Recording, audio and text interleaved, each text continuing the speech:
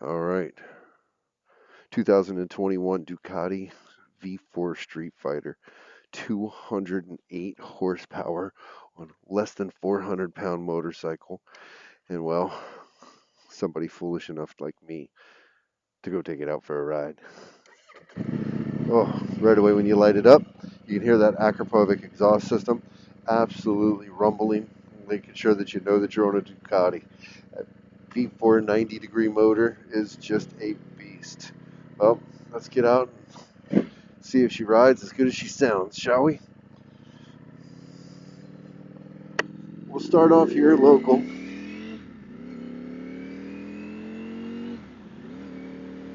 Just beyond effortless. That motor, I mean, third gear isn't even barely creeping. I mean, you can see she's 4,000 RPMs at best.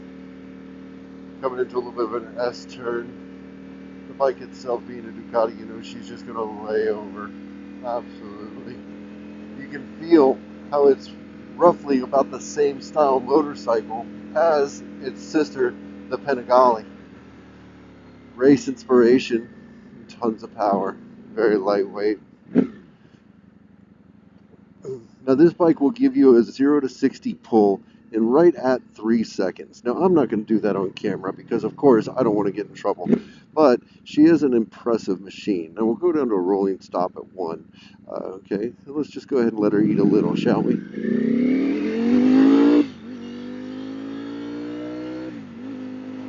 Up to third gear, right up to 60, without even a blink.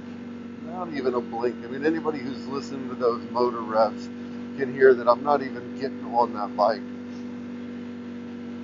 Keeping it nice and tame, nice and relaxed. But wow. One of the main differences between this one and, of course, the Panigale is going to be the wide stance on the handlebars and, of course, the riding position.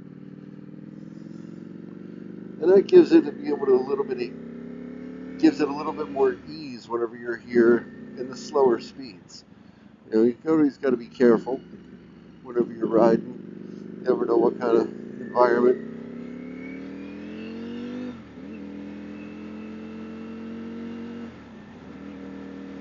Just a nice cruise, nice mellow tone. But at any given second, a twist of the wicked. Yeah, didn't even downshift that thing. Just ready to growl. Yes, I am a throttle popper. Well, he's almost on his side. That's what it's like to ride in Jacksonville, folks.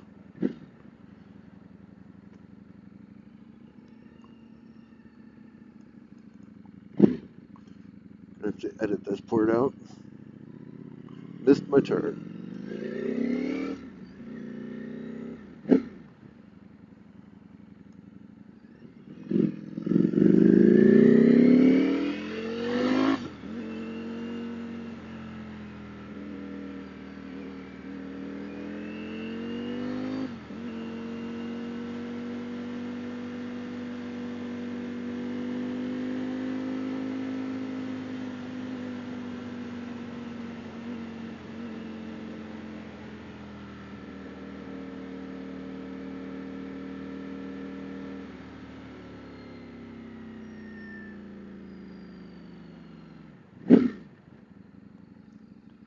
Absolute power for spare, especially when you're riding around town. That only means one thing. We need to try and get this thing out on the highway.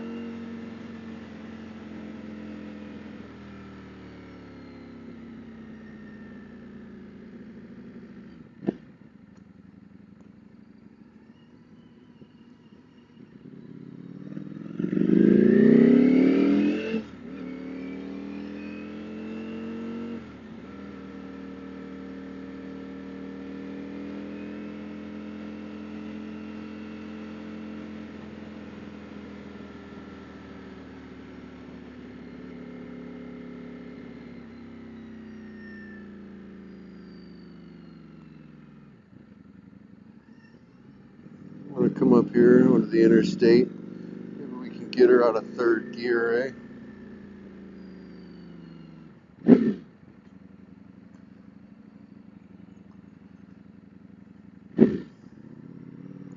Still a believer in the loud pipes save lives thing. That's one of the reasons why I've always been somebody who cracks that throttle here and there. I want to make sure that I'm seen and heard by those around me. Definitely trying to stay out of any type of a sketchy situation if at all humanly possible.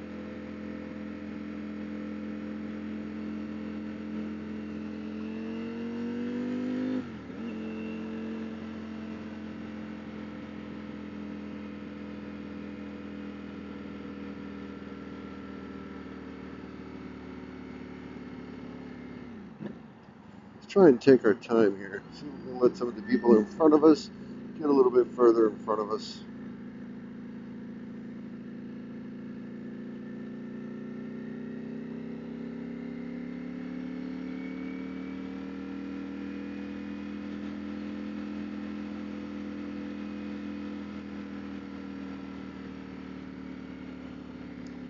Now let's try and eat a little bit of RPMs up, shall we?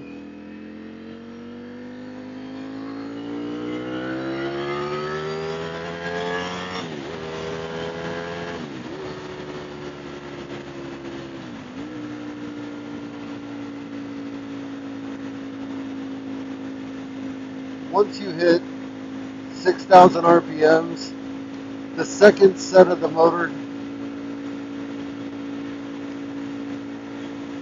it's not until 6,000 RPMs that this motorcycle comes alive. The other two valves don't even light up until then. And at that point, she is just amazing power. Absolutely ridiculous in the handling configuration of it. And of course, that rumble. That rumble just lets everybody know that you're not to be messed with.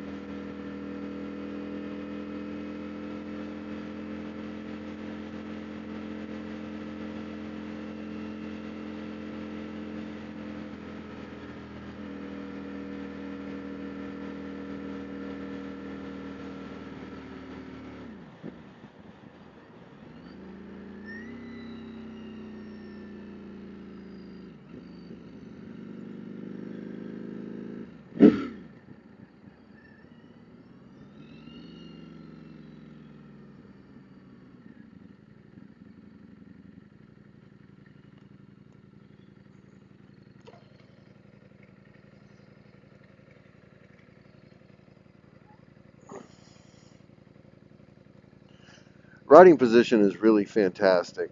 You're a little over on your hands, more so than you would be on like a typical cruiser or something you're going to spend a lot of distance on, but what really makes up for it is the lack of fairing.